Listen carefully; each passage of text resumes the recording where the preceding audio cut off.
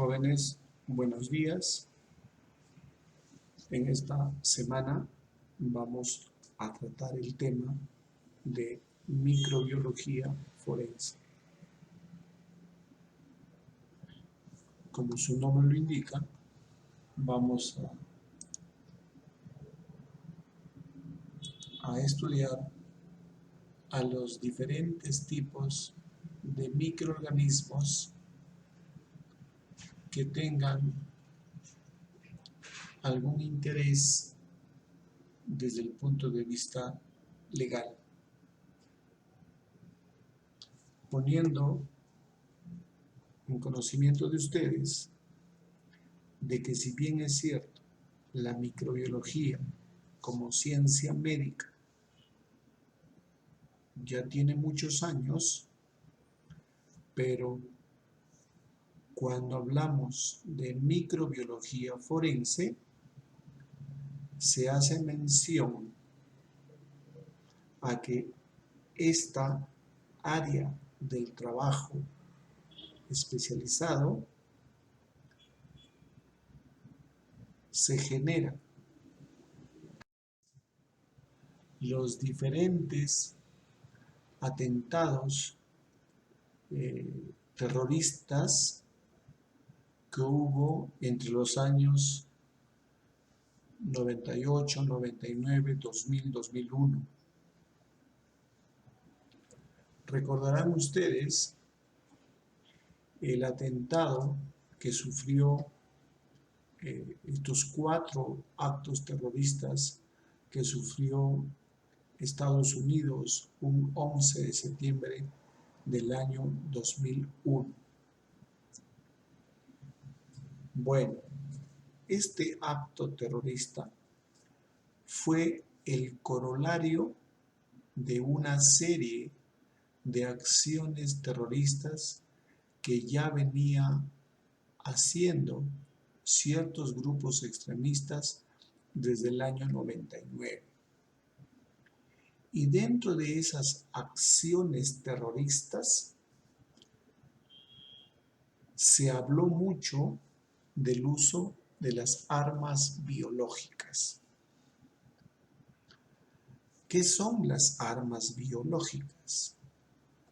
En realidad son agentes infecciosos de muy rápida diseminación y alta mortalidad que, con intención de hacer daño, utiliza uno de los combatientes para hacer daño al enemigo.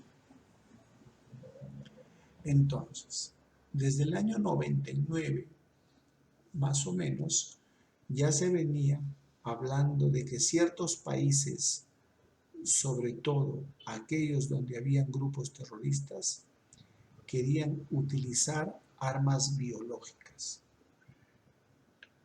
para contrarrestar de forma sistemática, ordenada,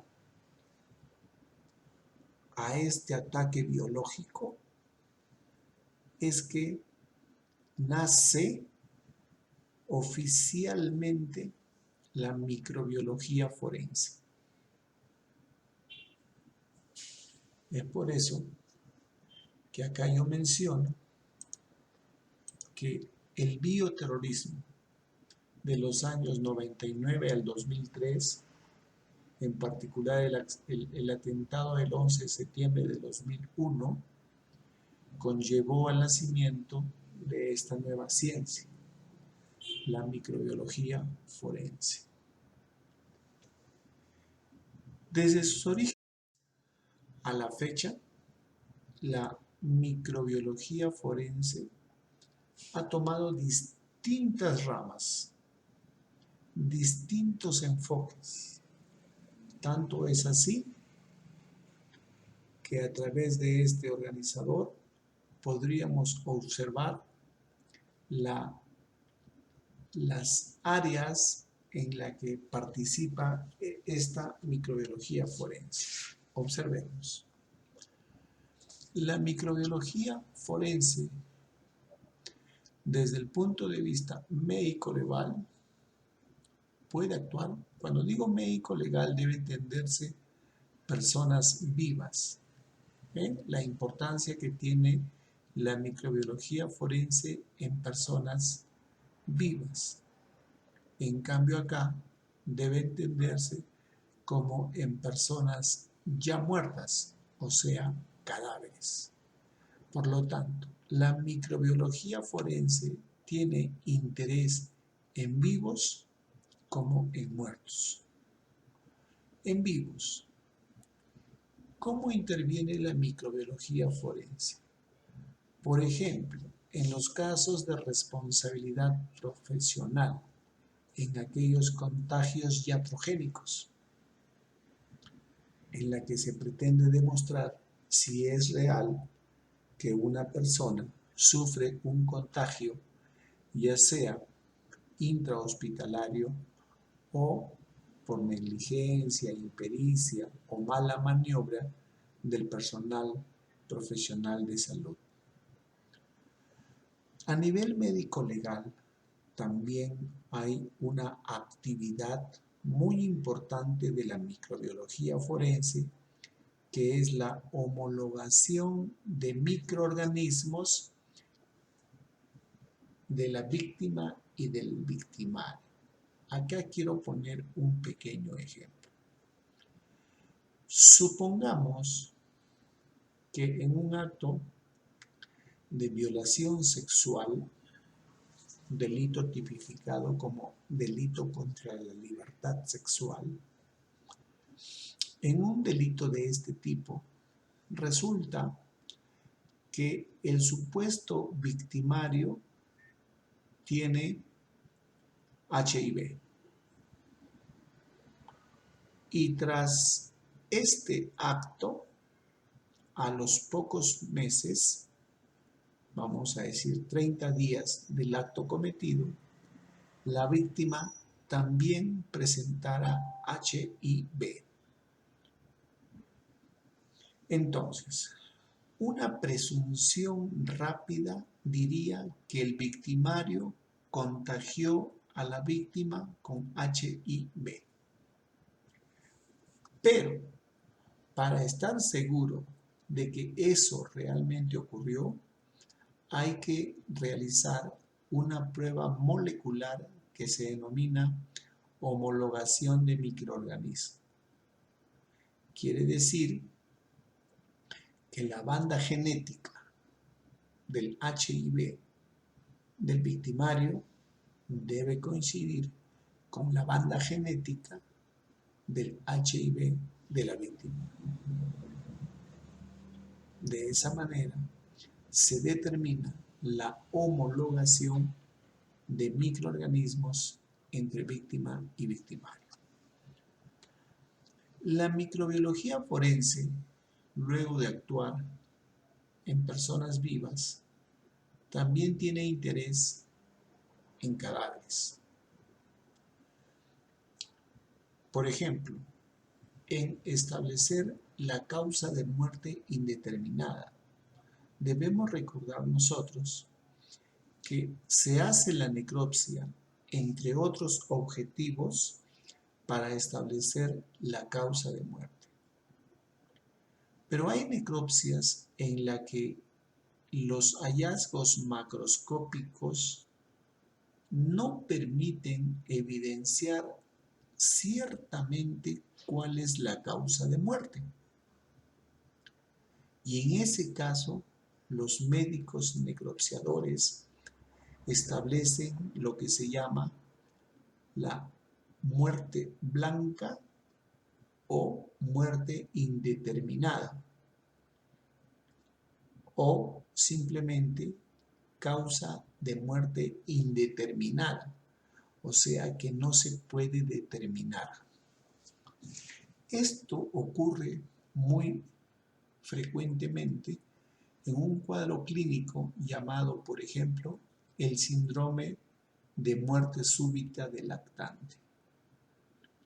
Hay chiquitines menores de 1 año, sanos, que en el seno del familiar de un momento a otro aparecen muertos, sin aparente causa. En ese momento debe ingresar la microbiología forense para que con su protocolo de trabajo pueda establecer si este niño muere por causa de algún tipo de agente infeccioso o la acción que él comete. También la microbiología forense es muy útil en establecer el agente causal del shock séptico.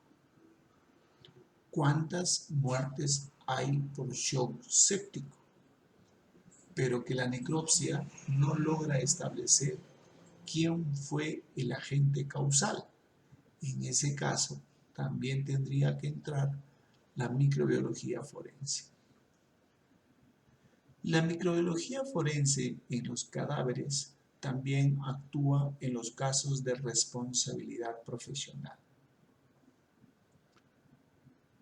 Tras un acto quirúrgico, por ejemplo, hay una tasa de probabilidad en la que el acto quirúrgico no vaya en beneficio del paciente, sino más bien todo lo contrario, le ocasione graves lesiones e incluso la muerte. Uno de los elementos involucrados en esta causa de muerte de muy poca probabilidad tras acto quirúrgico sería el contagio iatrogénico. Y acá también tendría que demostrarse a través de una prueba de homologación entre agente infeccioso aislado en el nosocomio y agente infeccioso aislado en el cadáver. Entonces, allí también actúa la microbiología forense. Un rol fundamental que tiene la microbiología forense en los cadáveres es en establecer el agente causal de las enfermedades infecciosas. Si bien es cierto, en el cadáver, macroscópicamente, es observable el acto dañino de un agente infeccioso, pues para establecer la causalidad etiológica, si no hay signos patognomónicos que puedan decir ante estos hallazgos corresponde a tal microorganismo. Es por eso que en todo lugar donde se hace una necropsia y se sospechara que la muerte es causada por un agente infeccioso, pues debe contar con una batería completa de detección de agentes bacteriológicos, parasitológicos, micológicos e inclusive virus. De esta manera, nosotros podríamos detectar casos como meningitis bacteriana, miocarditis, hemoptisis fatal, neumonía, neumonía bacteriana, neumonía viral y la que estamos ahora en pandemia, neumonía por SARS-CoV-2. Otra utilidad que tiene la microbiología forense en la necropsia sería en el establecimiento de la data de la muerte. Y acá tenemos dos situaciones importantes. Los microorganismos del cuerpo humano intervienen en el establecimiento cualitativo de la data de la muerte a través del fenómeno de descomposición cadavérica. Nosotros ya sabemos, la data en ciertas condiciones geográficas, cuando un cadáver entra a fase cromática, fase enfisematosa, fase de esqueletización o fase colicuativa. Actualmente, para establecer la data de la muerte, hay estudios, sobre todo en universidades españolas, que tratan de establecer la data de la muerte a través del estudio de la microflora de la piel humana. Tratan de establecer la data de la muerte a través de la microflora de la piel humana, básicamente el género Propionibacterium. Pero, como lo acabo de mencionar, digo, tratan de establecer, o sea, todavía está en el modo de trabajo hipotético. Ahora,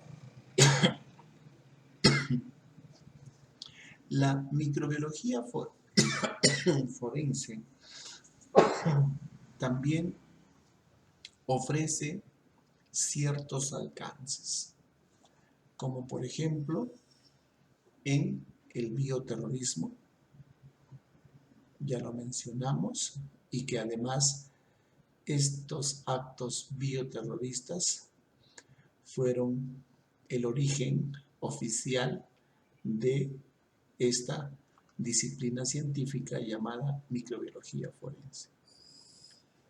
Además también la microbiología forense tiene utilidad en la paleomicrobiología, o sea, los estudios de los restos fósiles, en ellos buscar las bacterias y a través de ellas establecer lesiones, causas de muerte e inclusive la data de esos cuerpos fósiles. Entonces, jóvenes, lo que les he presentado es un panorama general de lo que en la actualidad involucra a la microbiología forense.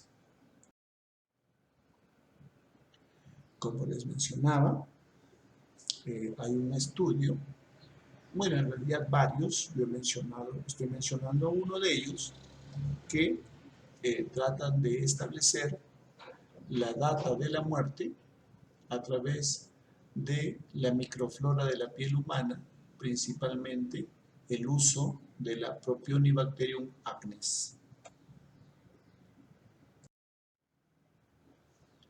Como ya mencionamos, los microorganismos están implicados en los fenómenos de descomposición cadavérica. Mientras viva una persona, la relación simbiótica entre microorganismos, entiéndase principalmente bacterias, y el organismo humano, hacen que esta relación sea beneficiosa para ambos, humano y microorganismos. Pero una vez que acontece la muerte del hospedero principal, que es el humano, estos microorganismos rompen la relación simbiótica y actúan de forma predativa. O sea, van a aprovechar la condición del cuerpo humano para difundirse masivamente y distribuirse en todo el organismo, ahora ya cadáver. Esto hace que el cadáver entre en un fenómeno de descomposición cadavérica. Y como miramos en la imagen, estos fenómenos, como por ejemplo la fase cromática, o sea, este color negruzco, y la fase enfisematosa, o sea, este abultamiento por gases, y la fase colicuativa, esta desintegración del cuerpo humano, sea debido a microorganismos que van actuando en el cadáver en razón de la data post-mortem. Hablábamos del bioterrorismo. A ver, la historia comenta que se han cometido actos bioterroristas tanto en la Primera Guerra Mundial como en la Segunda Guerra Mundial.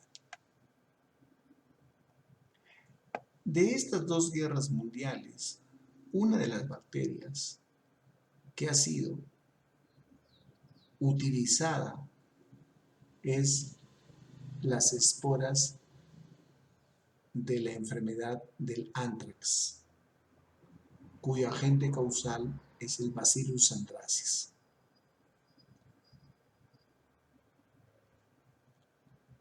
Esta bacteria,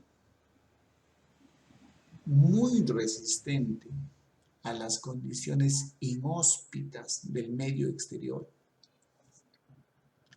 esta bacteria se recubre con una pared celular tan protectora que inclusive puede vivir o estar en forma latente dentro de esa espora por muchos años.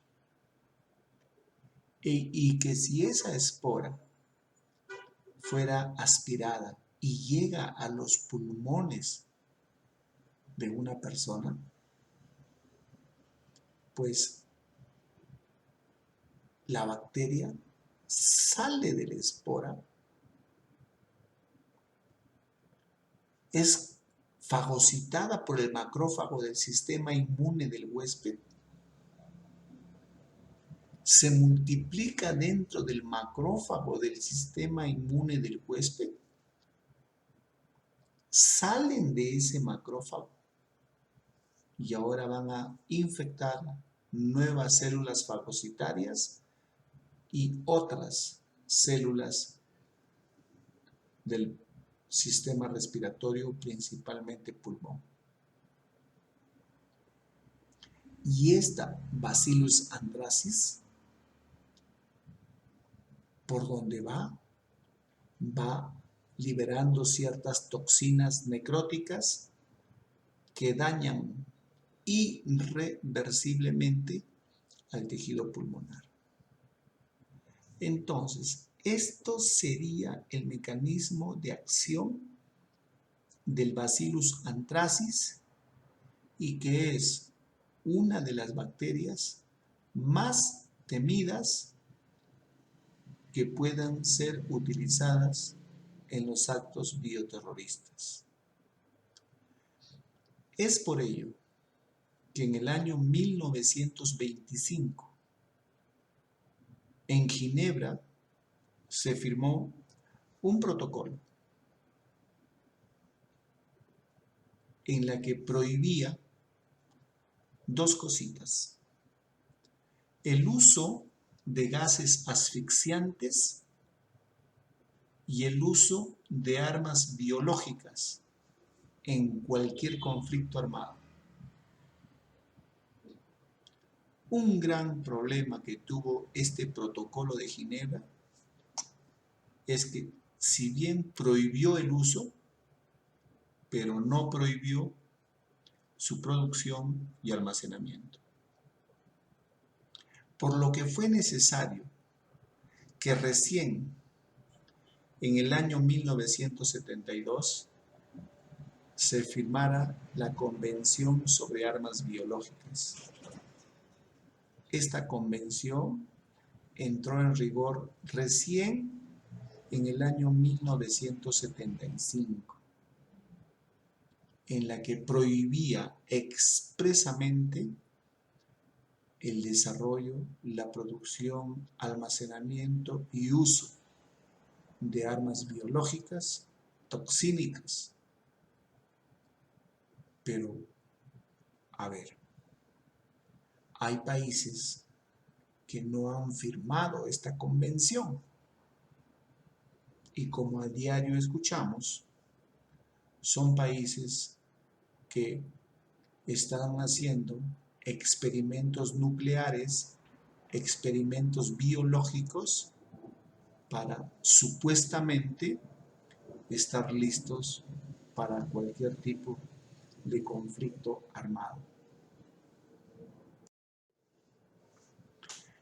De los agentes biológicos que pueden ser utilizados como armas biológicas, la lista no es muy grande. En realidad hay 4 a 5 entre bacterias y virus que pueden ser utilizados. Como ya mencioné hace un momento, el más temido de todos ellos es el Bacillus anthracis, ¿no? El que provoca la enfermedad del carbunco. Luego le sigue la bacteria Francisella tularensis, que provoca la tularemia. Y luego tenemos el virus ébola, el virus de la viruela y la bacteria Yersinia pestis. Estos serían los 5 microorganismos a los cuales se le hace un seguimiento muy particular a través de la microbiología forense para evitar daños poblacionales.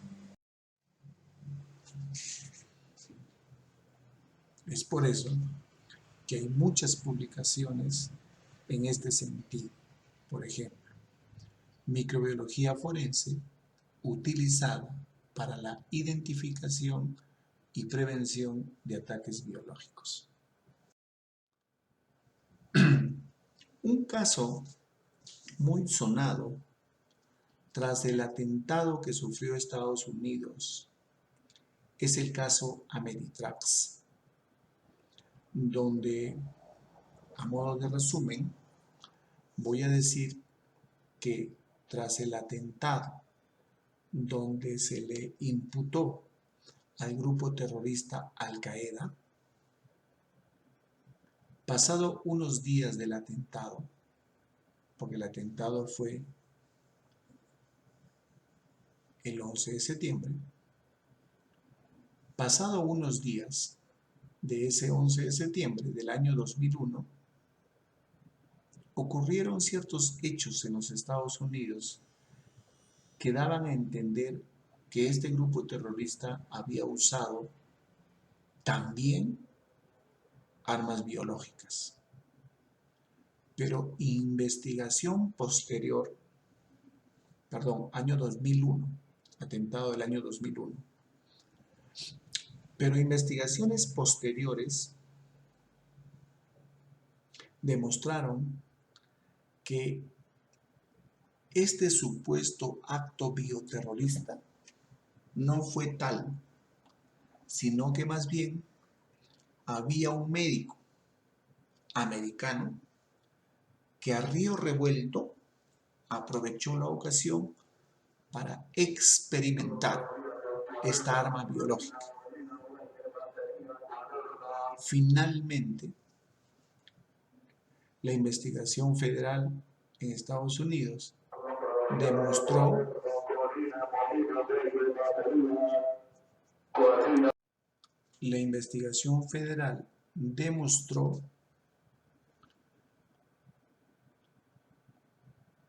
que era un médico y cuando se le iba a imponer la penalidad por el acto cometido, este señor terminó suicidándose.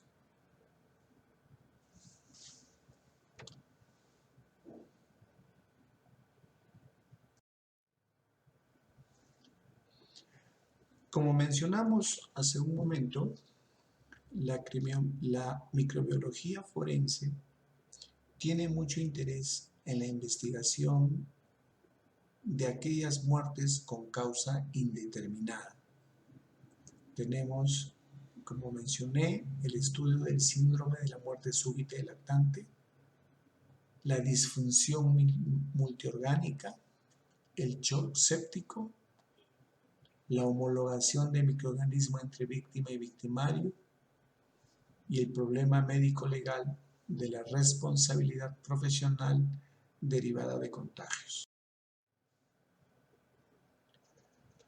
A nivel médico-legal, la microbiología forense también ha dado un gran salto. Está en modo hipotético actualmente, pero ya hay suficiente publicación que daría veracidad a lo siguiente. La microflora que tenemos en el vello púbico. Algunos osados microbiólogos le denominan la huella digital microbiológica del vello púbico.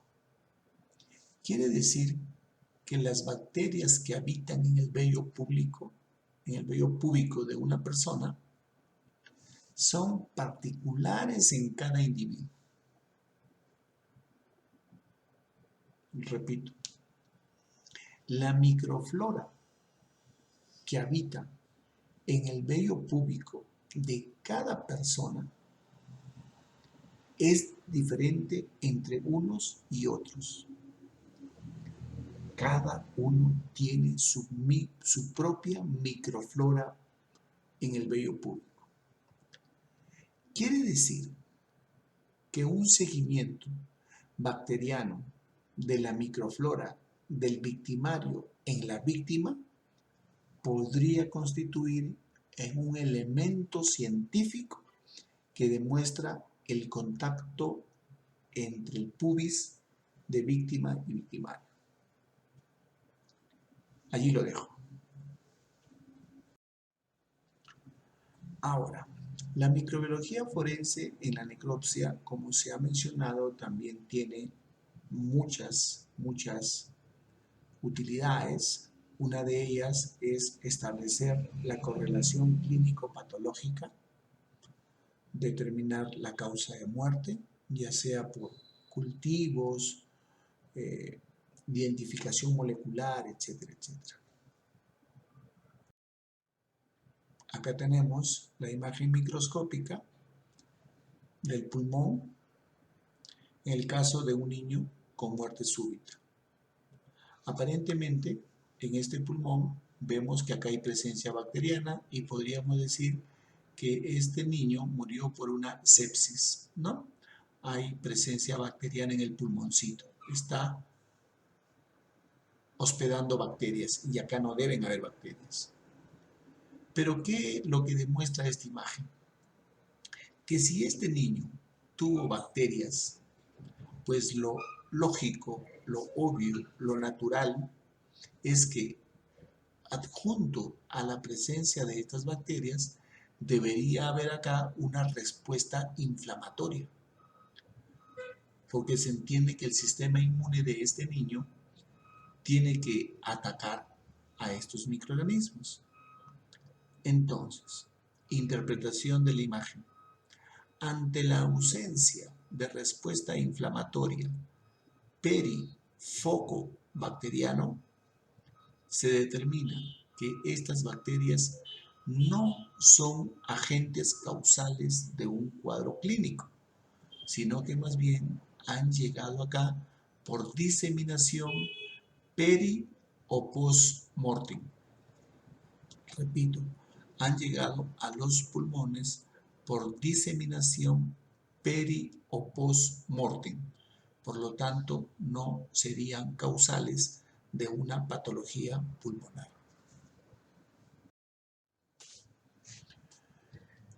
Acá tenemos un casito como ejemplo. Vean ustedes la utilidad que tiene pues la microbiología forense. Un niñito que fallece tras hacer un cuadro febril, hizo rigidez cervical e intenso dolor de cabeza, náusea, descoordinación motora y una intensa fotofobia y confusión. Tras su fallecimiento se le hace un examen del contenido purulento del encéfalo y al microscopio se observa pues una población grande de cocos, aparentemente estafilococos. Bueno, voy a indicar que este sería un método tradicional, rápido, para detectar, pues, el agente causal.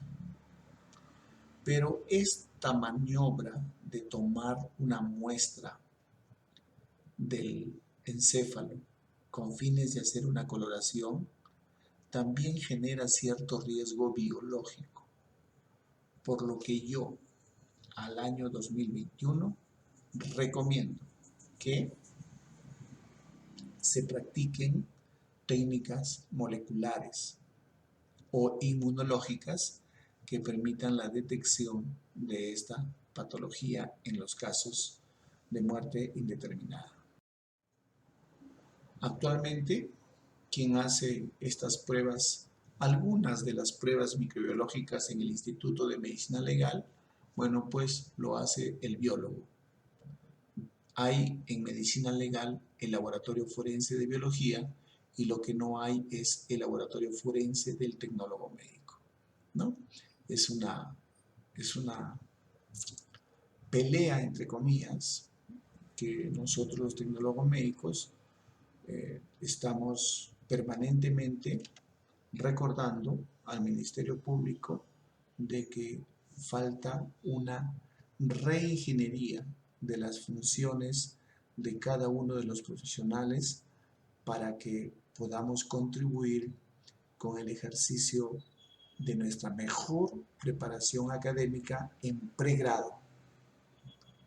El ejercicio profesional se debe ejercer por lo que uno se ha preparado a nivel de pregrado. Jóvenes, eso es todo con respecto a microbiología forense. Bye.